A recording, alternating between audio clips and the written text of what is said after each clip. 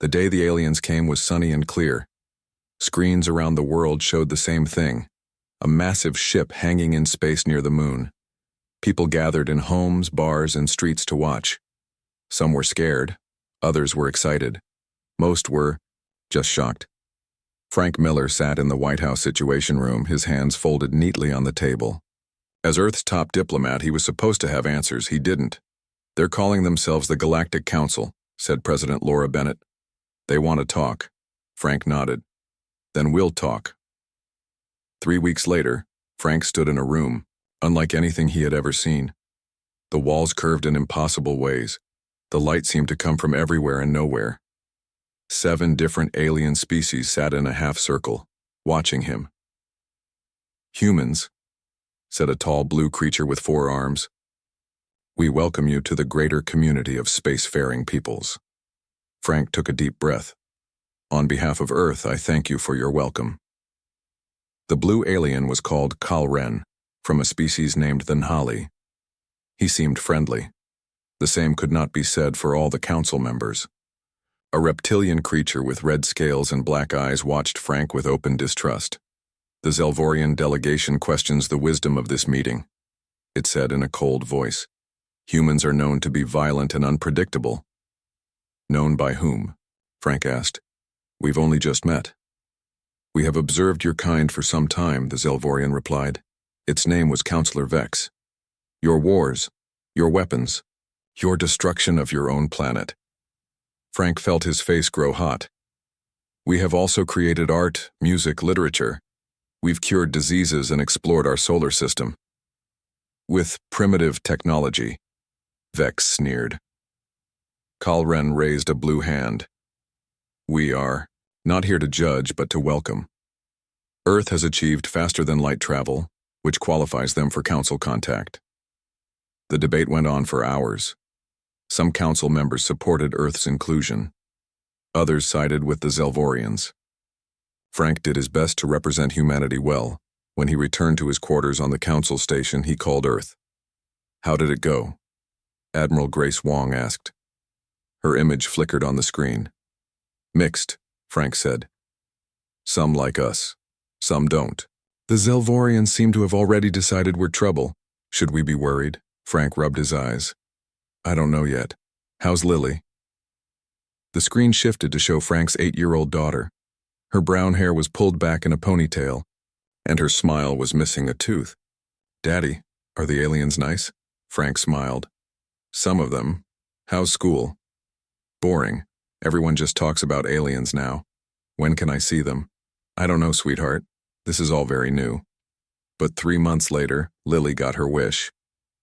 The council invited families of diplomatic staff to visit the station. It was meant as a gesture of goodwill. Frank was nervous but excited to show Lily the wonders of alien technology. "Remember to be on your best behavior," he told her as their shuttle docked with the station. Lily nodded seriously. "I will, Daddy." The station was even more impressive than before. Gravity shifted subtly as they walked through different sections.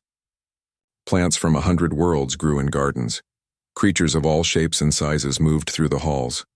Lily's eyes were wide with wonder. "Look," she whispered, pointing at a floating jellyfish-like being. A group of council staff gave them a tour. Frank noticed they were all from the more friendly species. No Zelvorians were present. That changed at the welcome reception. Counselor Vex entered the room, followed by several other Zelvorians. They moved with stiff, military precision.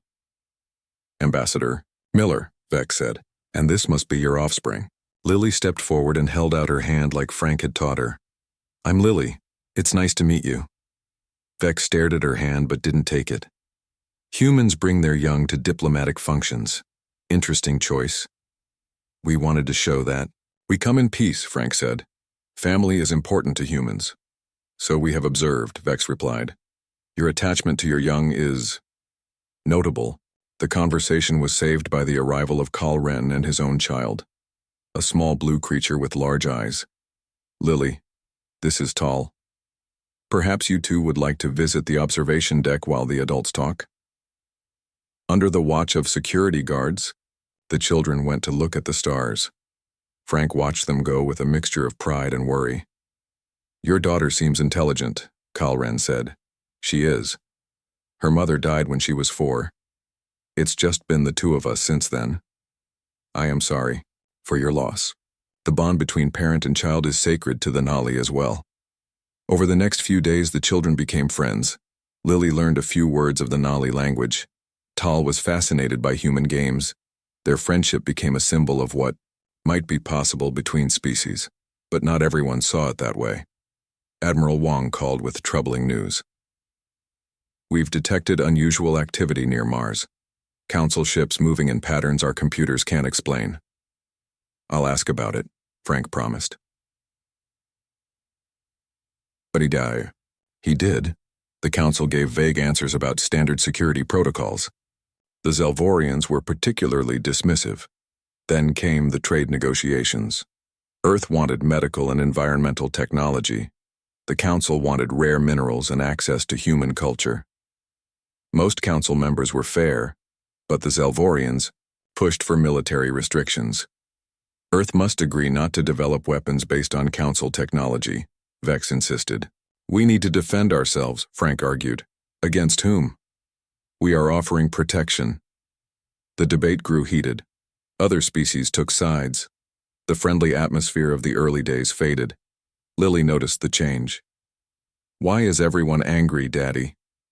"Politics is complicated, sweetheart. Some people are afraid of things they don't understand." "Like the Zelvorians are afraid of us?" Frank looked at his daughter in surprise. "What makes you say that?" Tal told me. "His dad says the Zelvorians don't trust anyone who isn't like them." Out of the mouths of babes, Frank thought. The next day, alarms blared throughout the station. Council security forces rushed through the halls. Frank was in a meeting when it happened. "There's been an attack," Kalren said, looking at a message on his device. "A human ship fired on a Council vessel near your planet." "That's impossible," Frank said. "We wouldn't do that." But the evidence seemed clear. Images showed an Earth vessel firing weapons. The Council chamber erupted in angry shouts. "Where's Lily?" Frank asked, suddenly afraid. "The children are in the education center," Kalren said. "They're safe." But as Frank rushed through the halls, he couldn't shake the feeling that something was very wrong. Earth wouldn't attack. Admiral Wong would never allow it. This had to be a mistake or something worse. He needed to find his daughter. He needed to get her home. He didn't know it yet, but he was already too late. Frank pushed through crowds of aliens rushing in all directions. Emergency lights flashed along the walls of the station. A voice speaking many languages ordered everyone to return to their quarters. Frank ignored it all. He had to get to Lily. His comm device buzzed. It was Admiral Wong. "Frank, what's happening up there? We didn't attack anyone." "I know," Frank said, still running. "Something's wrong. The Council thinks we fired on one of their ships." "It's a lie. Our fleet is exactly where it's supposed to be." Frank turned a corner and nearly ran into a group of Zelvorian security officers. Their red scales gleamed under the emergency lights. They held weapons Frank had never seen before. "Ambassador Miller," one said, "you must return to the diplomatic quarters immediately. My daughter is in the education center. I need to get her. All young ones are being moved to secure areas," the Zelvorian said. "For their protection." Frank didn't trust them. "I'll get her myself." He tried to move past them, but they blocked his way. That is not permitted at this time. Frank felt a cold fear growing inside him. "Where is my daughter?" His comm device buzzed again. It was Kalren. "Frank, come to the main council chamber right away. There's been a development. I need to find Lily first. The children are being kept safe. This is urgent." Frank looked at the Zelvorian guards, then at his comm. Something was very wrong. But maybe Kalren could help him get to Lily. "Fine. Take me to the council chamber." The main chamber was chaos when Frank arrived. Representatives from all species were shouting at each other. On the giant screen at the front of the room, images showed what looked like an Earth ship firing on a council vessel. "This is fake," Frank said to Kalren when he found him. We didn't do this. The blue alien looked troubled. I believe you, but others do not. The Zelvorians are calling for immediate action against Earth. What kind of action? Before Calren could answer, Counselor Vex took the main platform. We have evidence of human treachery, he announced. While they spoke of peace, they prepared for war. That's a lie, Frank shouted. We have more, Vex continued as if Frank hadn't spoken. We have discovered a human spy in our midst. The screen changed to show a small room. In it stood Lily, looking scared and confused. 2 Zelvorian guards stood beside her. Frank's heart stopped. What is this? Your offspring was found in a restricted area, Vex said. She had accessed sensitive information. She's 8 years old. She's not a spy. Frank looked around the room. Some council members looked uncomfortable. Others seemed to believe Vex. Where is she? Frank demanded. I want to see her now. The human child has been detained for questioning, Vex said coldly. Frank turned to Calren. Help me, please. Then Holly nodded. This is not our way. The child must be returned to her parent. Other council members began to speak up. Some supported Frank. Others supported the Zelvorians. The debate grew heated. Frank's comm buzzed again. It was Admiral Wong. Frank, our sensors are picking up movement. Council ships are taking up positions around Earth. What's happening? They've taken Lily, Frank said, his voice breaking. They're calling her a spy. That's insane. I know. I'm trying to get her back. The debate in the council chamber went on for hours.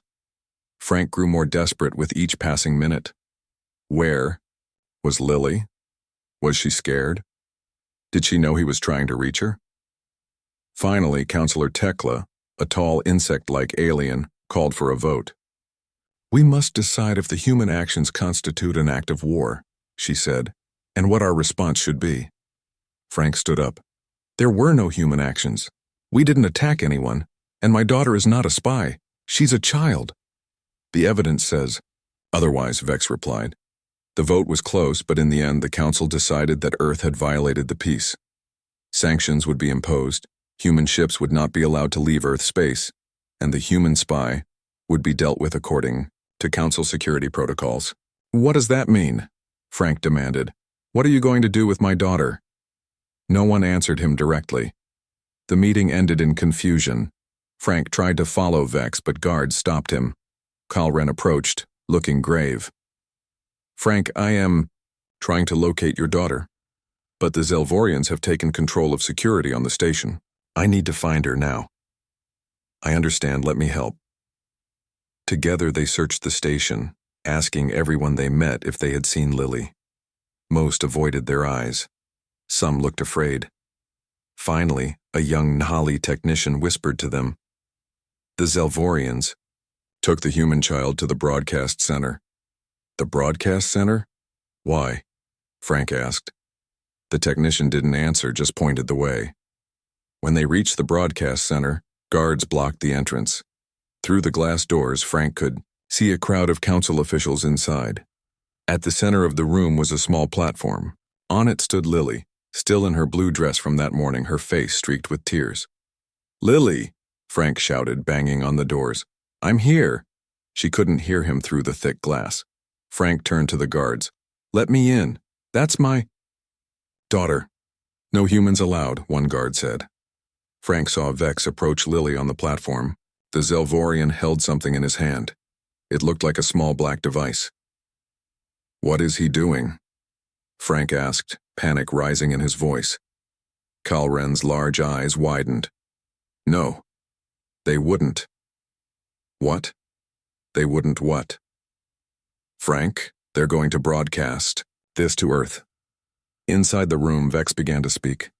His voice came through speakers in the hallway. Let this be a message to all who would threaten the peace of the Galactic Council, he said. Frank watched in horror as Vex raised the black device toward Lily. No, Frank screamed, throwing himself against the doors. The guards held him back. Screens throughout the station, throughout Earth and across the galaxy, humans and aliens alike watched as Counselor Vex pressed the device against Lily's head. She looked directly at the camera, Her small voice carried clearly through the speakers. "Daddy?" Then, there was a flash of light and Lily was gone. Silence fell across Earth. In homes, schools, offices, and streets, people stood frozen as they watched their screens. Many didn't understand what they had just seen. Those who did couldn't believe it. A child, an 8-year-old girl, gone in a flash of light. The silence lasted exactly 63 seconds. Then came the screams, the rage, the tears. On the council station, Frank collapsed to his knees. His mouth opened, but no sound came out. His eyes stayed fixed on the spot, where Lily had been standing moments before. Now there was nothing, not even ashes. Kalren knelt beside him, blue hands shaking. "Frank, There are no words." But Frank couldn't hear him, couldn't hear anything except Lily's last word. "Daddy." 2 Zelvorian guards approached. "Ambassador Miller, you will return to Earth immediately. The Council has voted to suspend relations with your planet." Frank looked up at them. His eyes were empty. "You killed my daughter." "The spy was dealt with according to Council security protocols," one guard said. Frank lunged at the guard, hands reaching for the alien's throat. More guards rushed forward. They restrained Frank and dragged him away. Kalren followed, calling out, "This is wrong. We must protest this action." On Earth, Admiral Wong watched the broadcast from the bridge of her ship. Her hands gripped the edge of her command console so hard her knuckles turned white. "Get our people off that station," she ordered. "Now."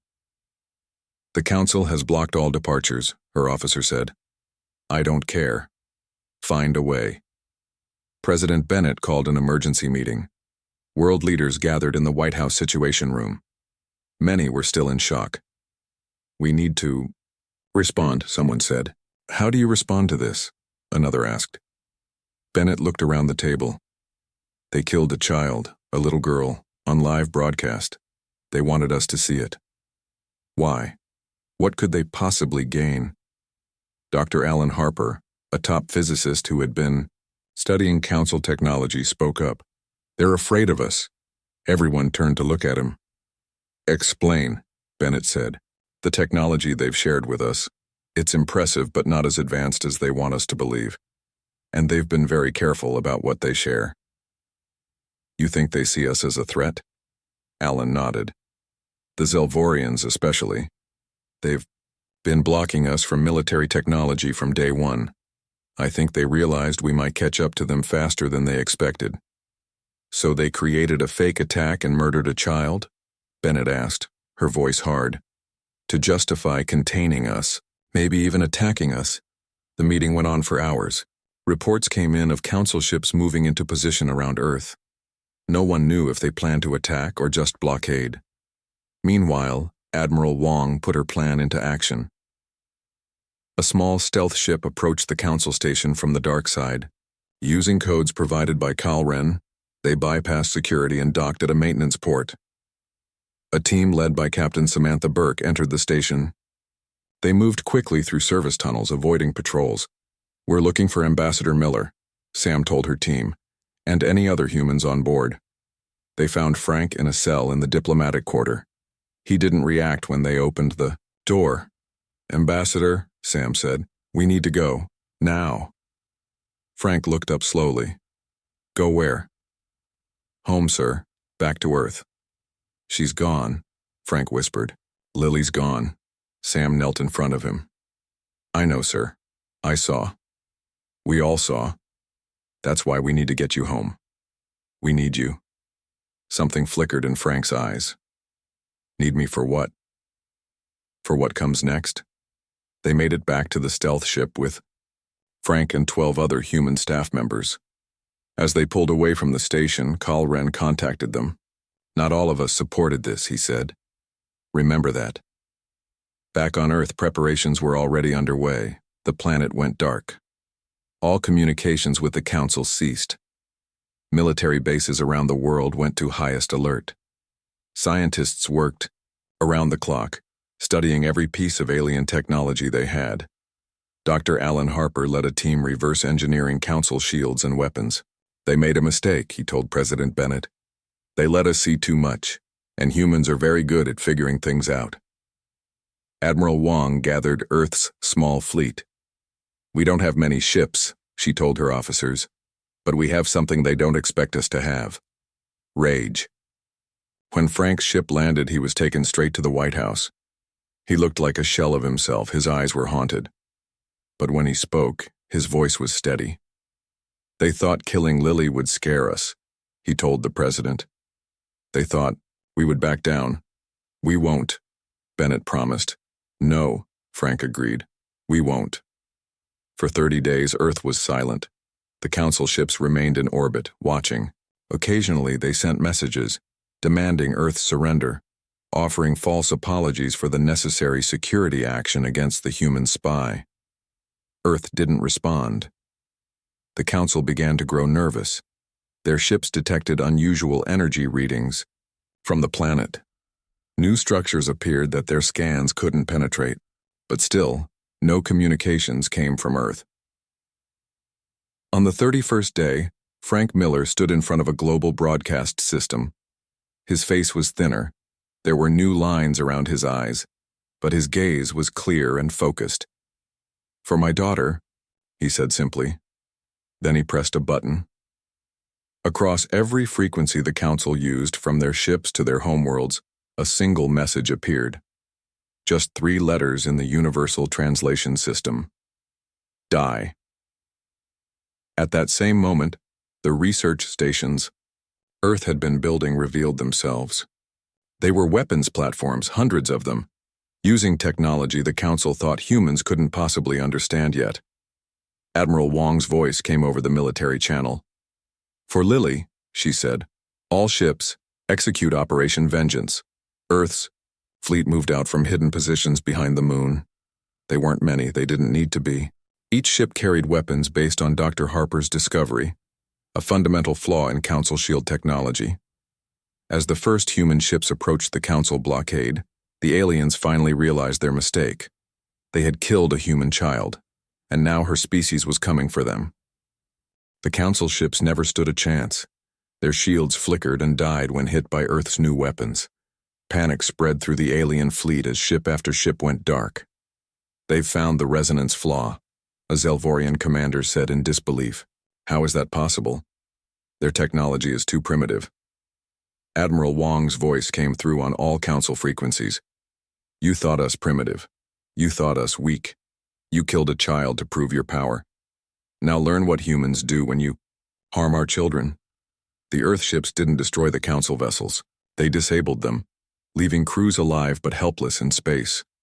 Only the Zelvorian ships were shown no mercy. Those, the humans vaporized completely.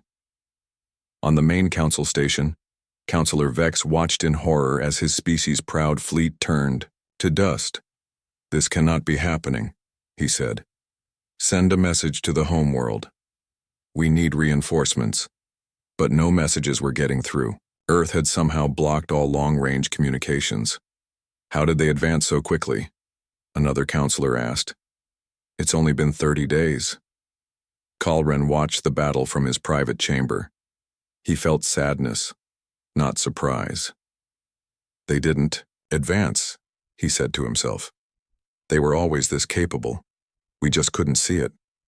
As the battle in Earth orbit ended, the second phase of Operation Vengeance began. Small, fast ships jumped to light speed, heading for specific targets across Council space. Each carried strike teams led by officers who had volunteered for what might be a one-way mission. Captain Samantha Burke commanded the lead assault ship. Her target, the Zelvorian military headquarters. Her crew consisted of 30 of Earth's best soldiers, all armed with weapons designed by Dr. Harper. We're approaching Zelvorian space, her pilot said. Their defense grid should detect us in 3 minutes. Sam nodded.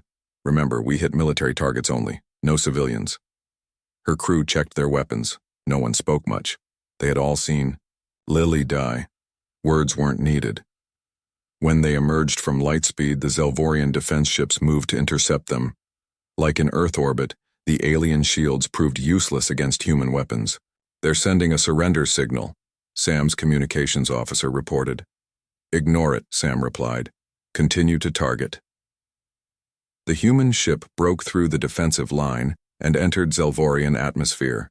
Below them sprawled a vast military complex, the heart of Zelvorian power. Begin the drop, Sam ordered. Pods shot out from her ship, each carrying soldiers and their equipment. They landed with precision around the complex. The Zelvorian guards rushed to meet them, energy weapons firing, but the human soldiers wore armor designed to absorb and redirect energy. The alien weapons had little effect. The humans responded with their own weapons, which cut through Zelvorian defenses like they weren't there.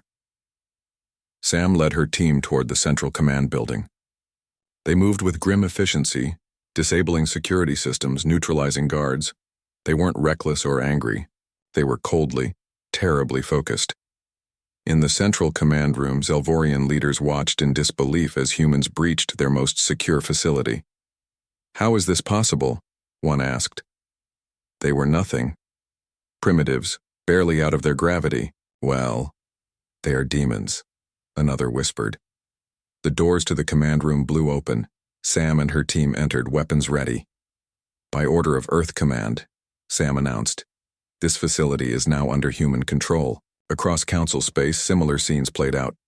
Human strike teams hit Zelvorian military bases, shipyards, and weapon factories. Some Council species tried to help the Zelvorians. They quickly learned their mistake. Others declared neutrality and allowed the humans to pass through their territory. The Nali went further. Kalren contacted Earth directly. What the Zelvorians did was unforgivable, he told President Bennett. The Nali wished to offer assistance to Earth forces. Bennett studied the alien's face on the screen. Why? Because a child died. Because it was wrong. Because if this is what humanity can do in 30 days, I would rather stand with you than against you. Similar messages came from 3 other Council species. The Galactic Council was fracturing. On Earth, people watched as reports came in of human victories across space. There was no celebration, no joy. Just a grim satisfaction that justice was being served. Frank Miller spent those days in a small room at military headquarters. He worked with intelligence officers, identifying Zelvorian leaders and key facilities. His knowledge of the Council proved invaluable. There, he said, pointing to a location on a star map. That's the Council's central hub. All major decisions flow through it. Admiral Wong studied the map. It's heavily defended. Yes, but there's a maintenance access on the lower levels. Lily found it on a station schematic. She showed it to me because she thought it looked like a secret passage from her storybooks. Wong looked at Frank. His face showed no emotion as he mentioned his daughter's name, but his eyes held all the pain in the universe. I'll lead the strike myself, Frank said. That's not your job, Ambassador. It is now. In space, the tide had fully turned. Council ships everywhere were running or surrendering. The Zelvorian forces were shattered, and now a fleet of Earth, ships joined by vessels from the Nali and other allies, approached the central Council hub. On the lead ship, Frank stood in battle armor. It felt strange on his diplomat's frame, but the weight of it was nothing compared to the weight he'd carried since watching Lily die. We're in position, Admiral Wong told him. The hub's defenses are engaging. Frank nodded. Begin the assault. Outside, space lit up with weapons fire. Earth ships absorbed hits that would have destroyed them a month ago. They returned fire, with deadly precision targeting weapons and engines, avoiding habitat sections. They're weakening, Wong reported. We can board in 5 minutes. Frank checked his weapon, a small device that Dr. Harper had placed in his hand that morning. This is special, Alan had told him. For Vex. Frank looked at the scientist. Will it hurt? Alan held his gaze. Yes. Good. Now, as the ship shuddered under enemy fire, Frank thought of Lily. Her smile, her laugh, her voice calling, Daddy. We've breached their hull, Wong announced. Strike teams are boarding. Frank moved toward the airlock. It's time. The inside of the Council hub was chaos. Alarms blared. Emergency lights flashed. Aliens of various species ran in all directions. Some tried to fight. Others surrendered immediately, dropping to their knees with hands, tentacles, or appendages raised. Frank moved through it all like a ghost. The human strike teams cleared a path for him. They knew where he was going, who he was looking for. "The council chamber is 2 levels up," said Major Kyle Peterson, who led Frank's security team. "Our scans show 20 life forms inside." Frank nodded. "Is he there?" Kyle checked his device. "Yes, Counselor Vex is present." They took a gravity lift to the upper level. The doors opened onto a wide hallway lined with artwork and artifacts from 100 worlds. At the end stood the massive doors to the council chamber. They were closed. "Allow me," said Kyle, placing a small device on the door. It hummed for a moment, then the huge doors slid open. Inside, the council members sat frozen in their seats. Some looked afraid. Others looked resigned. In the center chair sat Vex, his red scales dull with stress, his black eyes fixed on Frank. "Ambassador Miller," he said, his voice strained but still formal. "This action violates all council laws and treaties." Frank walked slowly into the room. His security team spread out, covering all exits. No one spoke. The only sound was Frank's boots on the polished floor. "Laws," Frank finally said. "Treaties. You speak of these after what you did?" Vex's head rose slightly. "The spy was dealt with according to—" "Her name was Lily!" Frank shouted, the first real emotion he had shown in days breaking through. "She was 8 years old." The chamber fell silent again. Frank took a deep breath, regaining control. "You killed my daughter to make a point, to show humans our place." He looked around at the council members. "How did that work out for you?"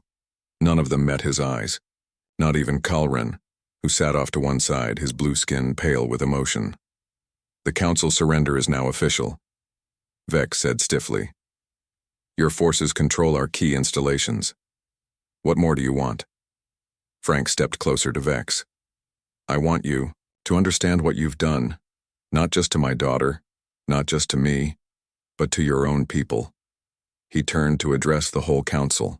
"In 30 days, humans went from being new members of your community to controlling most of your military assets. How did we do this?" No one answered. "We did it because you underestimated us.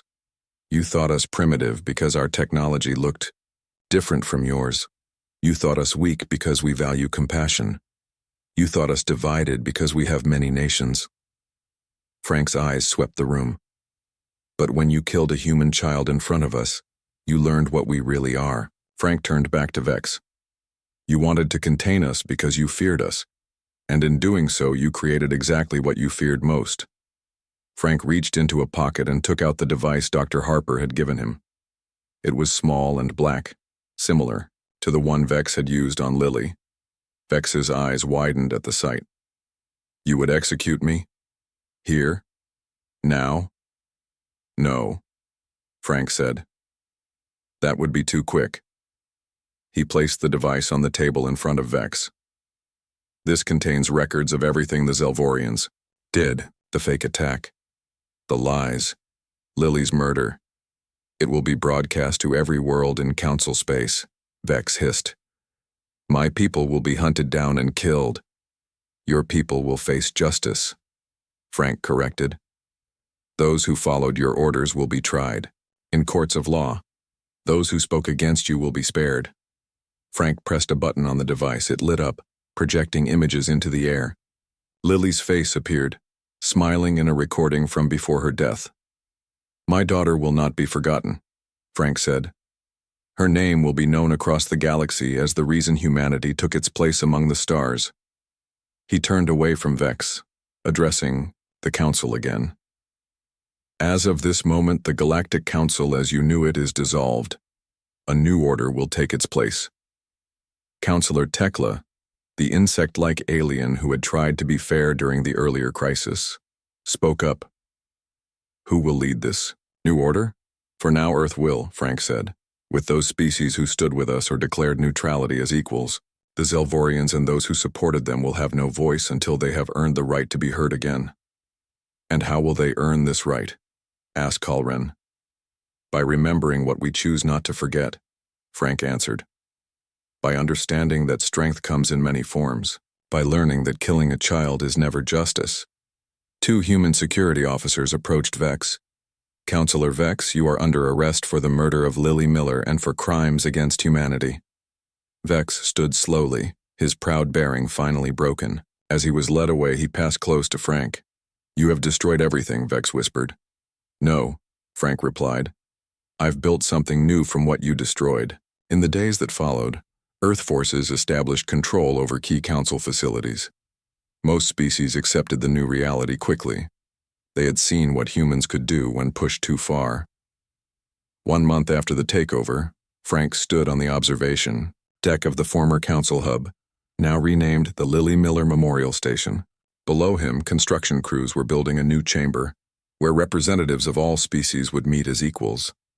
Admiral Wong joined him at the viewport. The last of the Zelvorian military surrendered this morning. It's over. Frank nodded. No, it's just beginning. He held a small hologram projector in his hand.